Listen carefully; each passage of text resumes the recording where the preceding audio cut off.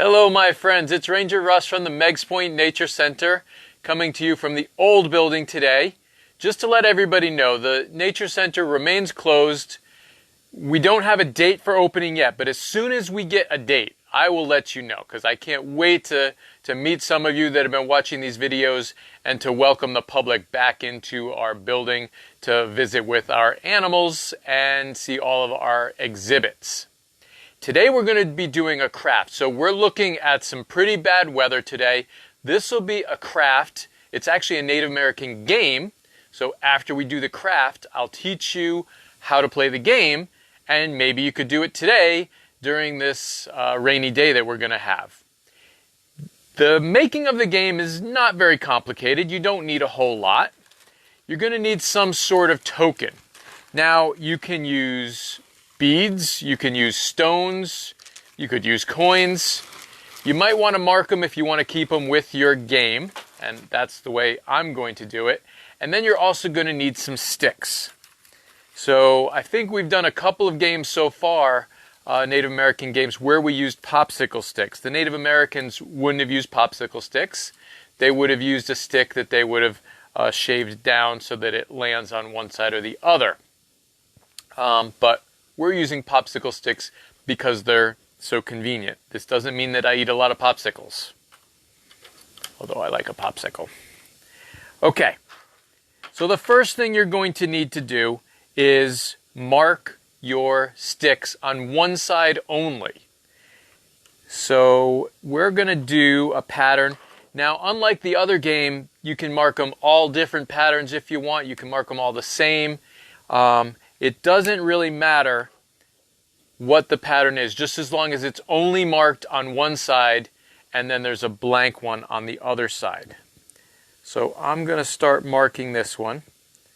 I want to let you guys know that the Native American games, they come from across the country, not necessarily from Connecticut. And again, there were versions of these games. The games were a little bit different depending on what part of the country you're from. They might have a variety. So a game played here in Connecticut would be very similar to a game in New York, but you would go out west and it would, they might not even know that game, or it would be a very, very different game. So I picked a very dark color, the purple popsicle stick, and it's not showing up very well. But we can see a little bit of a pattern on that one. And I kind of like to go with just whatever comes to mind when I'm doing a pattern. Okay.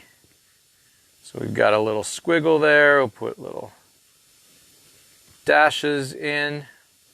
You can look online and find some Native American patterns. They used patterns in fabrics and on pottery, and you can see those different patterns, and that may give you an idea of a pattern that you would like to see on your sticks. Do it this way.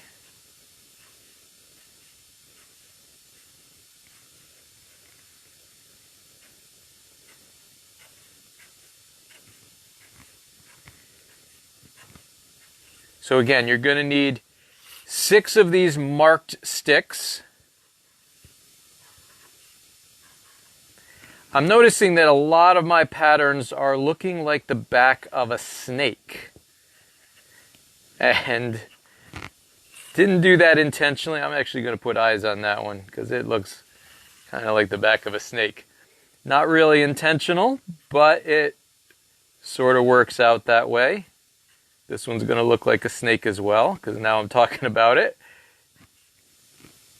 So I'm hoping that everyone is enjoying these programs. You can see the programs done live from Tuesday to Friday at 11 o'clock.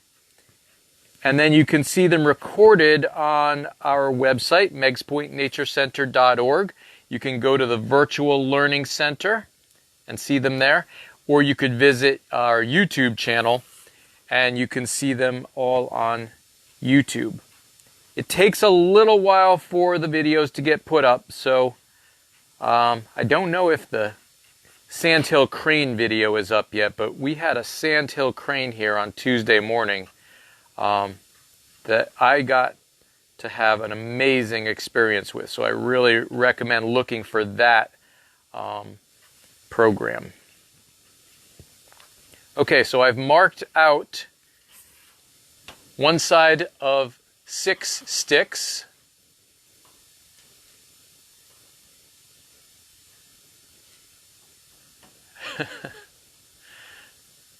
My sister is offering to clean the popsicle sticks. River is definitely a popsicle monster. All right. We've marked one side of the 6 sticks, and we are going to mark the beads just so that when the game is over, we know whose beads they were. Because in this game, you're competing for the beads. You're trying to get the beads from the other players. I'm trying to do just a quick pattern here.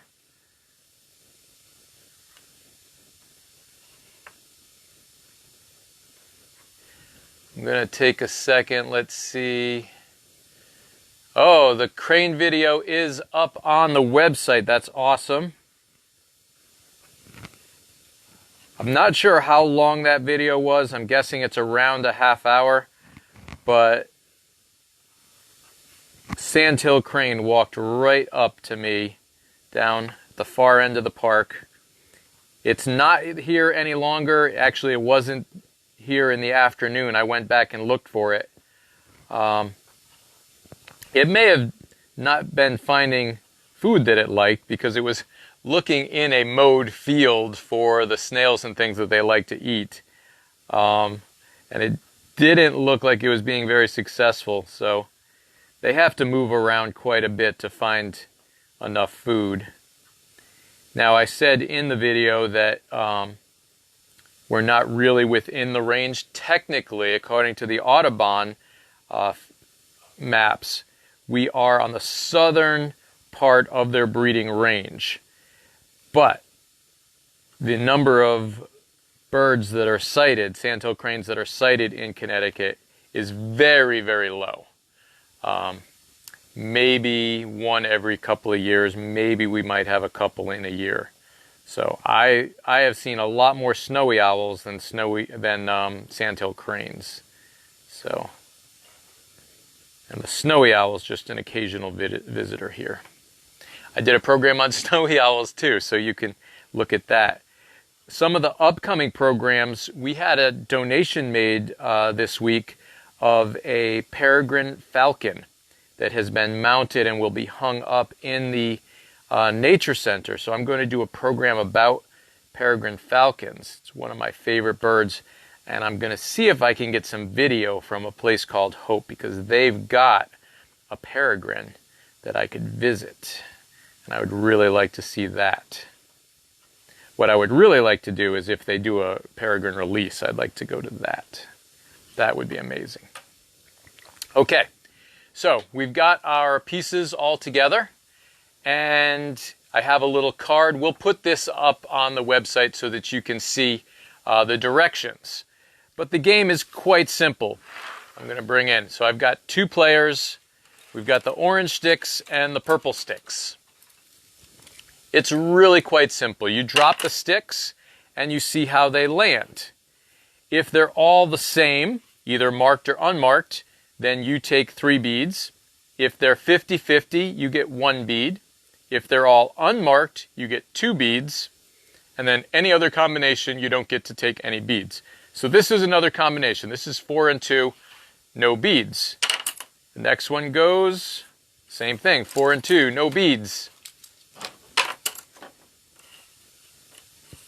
think I need to drop my sticks better. All right, 2 and 2. So that means the purple player gets to take 1 bead. So this is how the game is played. You go back and forth. No beads. Another 2 and 2. You go back and forth until one player is completely out of beads. This game can take some time, but again, it's a great game for a rainy day. Oh, another one. You could also start with fewer beads. If you wanted the game to go a little quicker, just start out with 5 beads instead of 10. Nothing there. All right, so you can see it takes some time to win all the beads back and forth. But this was a Native American game. I've done this with some scouts. And usually we don't have them played to 10 beads because we don't have that much time if they're making their own game. But this will be a great game for you today. We're expecting, I think they said 3 inches of rain until tomorrow, early morning sometime. It's going to stop. So keep an eye out for that. I've put up several videos on Instagram. You can tune in and see those. When the weather changes, I'll probably put something up about incoming storms. You can continue to tune in to Facebook. If I ever see something really cool like that Sandhill Crane, I'll put that up immediately. And also sometimes on the weekends, like this past weekend, I got to go kayaking with my little dog. You can see that video up as well. So lots of things. We got to see lots of cool things on the kayaking trip. I really like the marsh wren, so watch that video. Near the end there, I find a marsh wren nest. So that's all very cool. I'm going to scroll real quick and see if we've got any questions. And I want to thank Christina. She's one of the volunteers that's doing a lot of work keeping up the website all up to date. And we've got other volunteers that do it as well, putting things online or creating more content to go up with the videos. If you tune in or watch the video on the website, there's going to be a vocabulary list. We've got some games, some puzzles, some really cool mazes. I love the mazes. Lots of fun things to do on the website. So continue to tune in. Next week at Tuesday at 11 o'clock, I will do another program. The Nature Center is closed, unfortunately, but Ham and Acid is open. As long as you're maintaining social distance or wearing a mask, you're welcome to visit all of Connecticut state parks, but their capacity is going to be a little bit smaller. So if it's a really nice weather day, check ahead of time. You can go to CTDEEP on Instagram or Twitter, and they will tell you right away that whether or not a park is open or what parks close. You can see that link also on our website. Right on the main page of the website, we have our Twitter link on there to the DEP Twitter feed. Did anyone see the crane again later this week? No one has seen the crane since I saw it. That was the last sighting that I know of that anybody saw the crane, unfortunately. But we'll keep our eye out. You never know what you're going to find here at Ham and Acid. It's a place for strange and unusual animals sometimes. So it will be really cool to see what the next thing that comes across will be. So until next Tuesday, this is Ranger Russ signing off from the Meggs Point Nature Center. Thank you all for tuning in.